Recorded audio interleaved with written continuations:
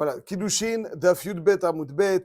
Ce cours est dédié à la refoua shelema de Shalev Mendel ben Elisa Miriam.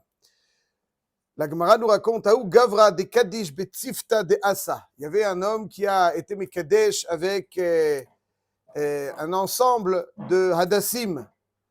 Et Amroule Valed Ba Pruta. Et puis on lui dit mais il n'y a pas de Shavi Pruta dans ce que tu viens de donner. Amar Lehu Tikdosh Be'arba Zouze de Itba.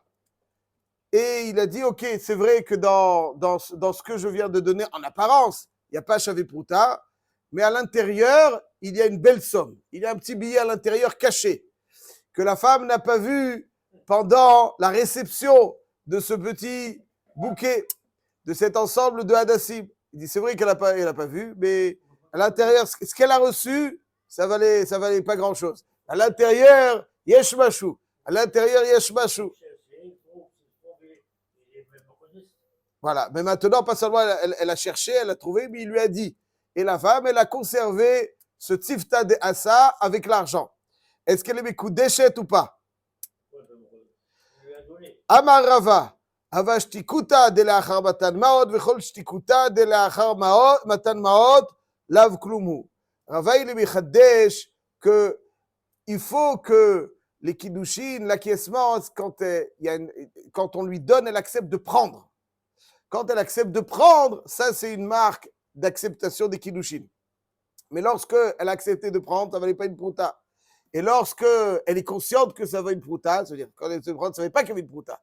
Quand elle a accepté de prendre, alors finalement, il n'y a pas eu de prise, elle a accepté de garder. Elle n'a pas accepté de prendre en connaissance que ça valait une prouta. Donc il faut accepter de prendre activement d'une certaine façon, prendre activement, recevoir, réceptionner, et quand elle est consciente qu'il y a une prouta, mais au moment où elle est consciente qu'il y a une prouta, elle ne réceptionne rien, elle conserve ce qui lui a déjà été donné sans acquiescement explicite, elle n'a pas dit oui, je veux être Mekudeshet. Si je dis à une femme, Areat Mekudeshet li bepikadon, si j'ai donné à une femme 1000 € à garder, et je lui dis, voilà, tu es Mekudeshet li avec le pikadon que je t'ai donné, elle est Mekudeshet.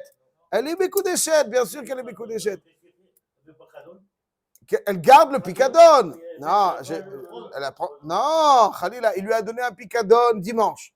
Mardi, il la rencontre et lui dit, je t'ai donné 1000 € à garder. Bon, maintenant, ils sont à toi en échange des kiddushin. Elle est Mekudeshet. D'ailleurs que si elle a donné qu'un picadon. Si le Mekadesh ota b'milva, elle n'a Mekudeshet. Si quelqu'un dit à une femme, voilà, tu me dois, non, pas seulement ça, tu me dois 10 000 €, n'est-ce pas? Je t'ai prêté il y a un an. Tu as un peu de mal à les rembourser. Oui. Alors, bon, viens, on s'arrange autrement. Tu vas me Kudeshet et puis la dette est effacée. En échange de la dette, tu seras Mekudeshet. Ça marche ou pas? Ça marche pas? Amekadesh bemilve. Elle a déjà pris l'argent. Oui, mais il y a une dette. Il y a une dette. Il y a une dette. Mais Mechila, c'est pas donner, c'est renoncer. Pour être Mekadesh, il ne faut pas renoncer, il faut donner. Imaginons que Rouven me doit de l'argent. 10 000 €. Je rencontre Rachel et je lui dis, Rachel, Rouven me doit 10 000 €. Rouven, il est là, par exemple, de telle façon à ce que la dette sera effectivement transférée. Et je dis donc à Rachel, Areat Mekudeshet li, avec la dette que Reuven me doit. Dorénavant, il ne me doit plus à moi, il te doit à toi. Elle est Mekudeshet ou pas? Bepashtout bemilve de acherim Mekudeshet. Bemilve de acherim Mekudeshet. Pourquoi? Parce que c'est milve de acherim. Elle a reçu une dette. Elle a reçu quelque chose qui vaut de l'argent. Une dette, ça vaut de l'argent. Donc elle a reçu une dette. Comme elle a reçu une dette, elle est Mekudeshet. Quand il a renoncé à une dette, elle n'a rien reçu. Mechila, c'est pas une netina. Aval, quand il y a un chidouche de dette, il lui devait et il lui doit, donc et maintenant il lui donne, elle est Mekudeshet.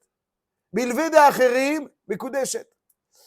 Encore un exemple qui me vient à l'esprit maintenant, juste pour faire un petit tour d'horizon. Qu'est-ce qui s'appelle? Pas du tout, pas du tout. Elle a reçu une dette, ça s'achète une dette, ça coûte de l'argent. C'est du Shavé Kesef. Ça change strictement rien. À partir du moment où elle a reçu cette dette, ça coûte de l'argent. Ceci étant, voyons que quelqu'un qui s'engage à donner une dette, c'est-à-dire il s'engage à donner de l'argent, pas à donner une dette, à donner de l'argent. On peut être mitraïev, je fais un kinyan soudar, sous la choupa, le khatan il est mitraïev en faisant un kinyan soudar. Donc, dès que je reçois un kinyan soudar de quelqu'un, je peux dire, voilà, je suis mitraïev, 10 000 euros. Et le gars, il a été mitraïev, 10 000 euros à la femme. Donc, je récapitule juste pour restructurer un petit peu. Alors voilà. Oui, alors. J'ai une dette future éventuellement si on divorce ou si je meurs. Mais là maintenant, il est khayab, il est mitraïev tout de suite. Est-ce qu'on peut. Il est mitraïev tout de suite. Il lui dit, voilà, je te dois 10 000 euros. En échange de cette dette sur laquelle je m'engage, tu mes coups de chetli. Est-ce que ça marche? Ah là, j'ai donné, qui me sont venus à l'esprit maintenant, on va essayer de, pas le sujet tellement, mais juste pour faire un tour d'horizon un petit peu, pour faire une récapitulatif. Quelqu'un qui est Mikadesh Bepikadot, Pachout Yale Bekudeshet. Quelqu'un qui est Mikadesh Bemilve, Ena Mekudeshet. Quelqu'un qui est Mikadesh Bemilve de Acherim, ça ne veut pas dire qu'il est Mikadesh Bemilve, ça veut dire qu'il est Mochel le Milve. Bemilve de Acherim, c'est qu'il donne une dette, pas il est Mochel. C'est Yale Bekudeshet. Quand tu renonces, elle ne doit plus, ça va. Mais s'il donne, ça marche. Si lui, il s'engage, alors ça dépend de la sugia de Mané Enkan Mashkon Enkan, de Dafret.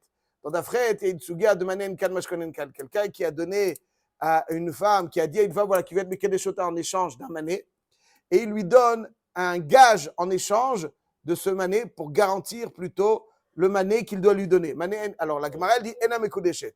Mané Enkan, Mashkon Enkan. Machloket dans la Rishonim, est-ce que Mané Enkan, Mashkon Enkan, ça veut dire que comme Mané Enkan, ça veut dire comme il ne doit rien, donc le Mashkon n'a aucune conséquence, et donc il n'y a pas de Yitraïvout, mais s'il y a une Yitraïvout avec un Kinyan Soudar, Yitraïvout, c'est un engagement, alors Bémet c'est Chal. Il y en a qui disent que Mané Enkan, Mashkon Enkan, il ne lui a pas donné de Mané, il ne lui a pas donné de Mashkon, et donc elle ne peut pas être Mekoudeshet. Donc ça veut dire qu'être Mechadesh Amilve, ça ne suffit pas, parce qu'il ne lui a pas donné quelque chose. Ça veut dire qu'il s'est engagé à, quand c'est Milvé d'Achirib, je possédais une dette que je lui ai donnée. Là-dessus, elle est Mekoudeshet. Quand je m'engage et que je n'ai pas donné quelque chose que je possédais, là-dessus, c'est une machloket rishonim. Est-ce que ça marche ou pas? Ça dépend de l'interprétation de Manen Kan Mashkonen Kan. Si ça signifie qu'il n'y a pas de hitraïvout, c'est pour ça que ça ne marche pas. Ou bien ça signifie que même s'il y a une hitraïvout, il n'y a pas de donation de quoi que ce soit, juste un engagement, ça ne suffit pas. Ok, on referme.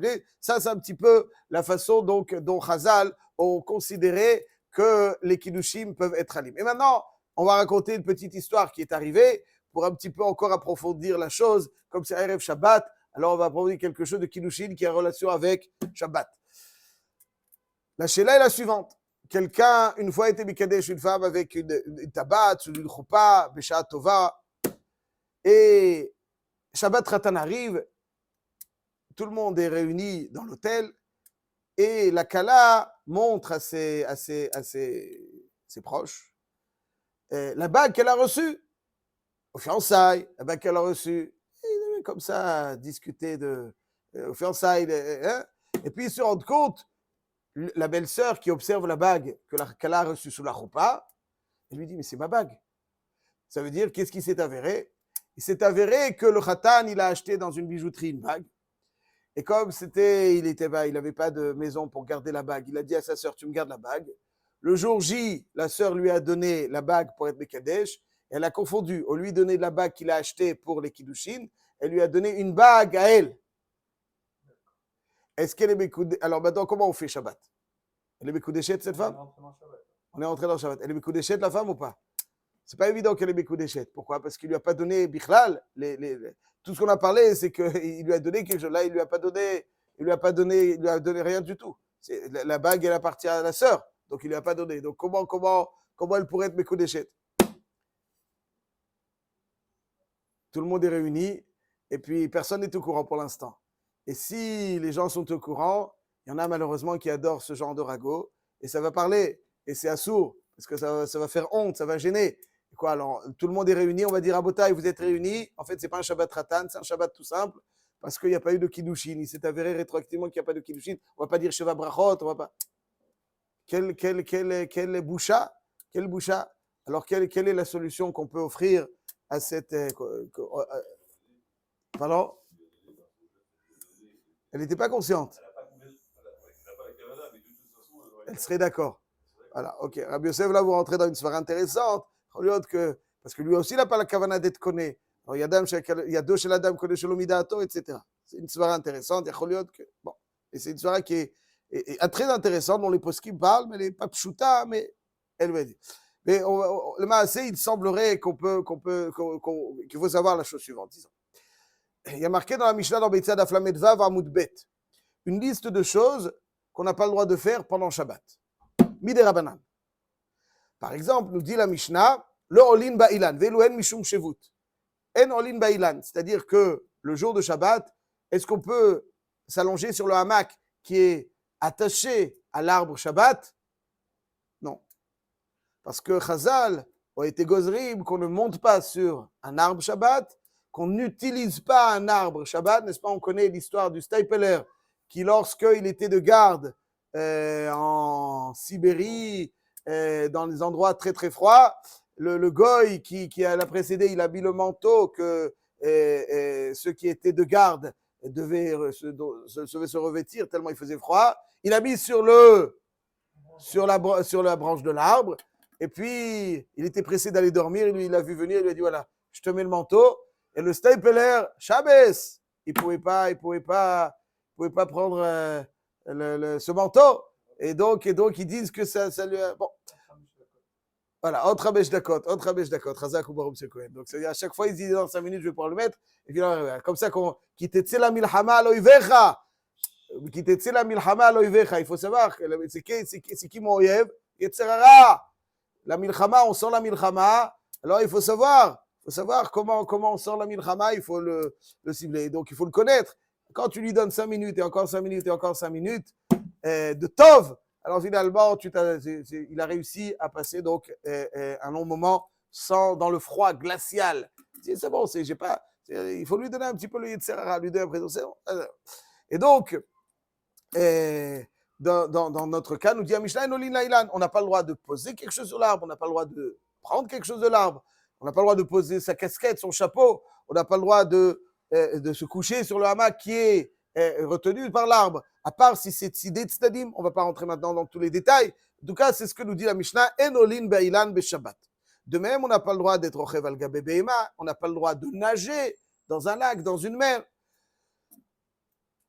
Et nous dit ensuite la Mishnah, Elohen Mishum Reshut. Il y a certaines choses qui sont des mitzvot, mais pas complètes, et qui quand même sont interdites le jour du Shabbat. L'odanin velo mekaddeshin. On n'a pas le droit de faire des kiddushin Shabbat.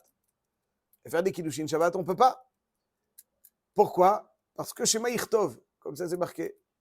Il y a marqué aussi dans le Shulchan Aruch, tout ça c'est rapporté dans Siman Shlam et Tetzif Dalet, qu'on ne peut pas aussi faire des nisouin Shabbat.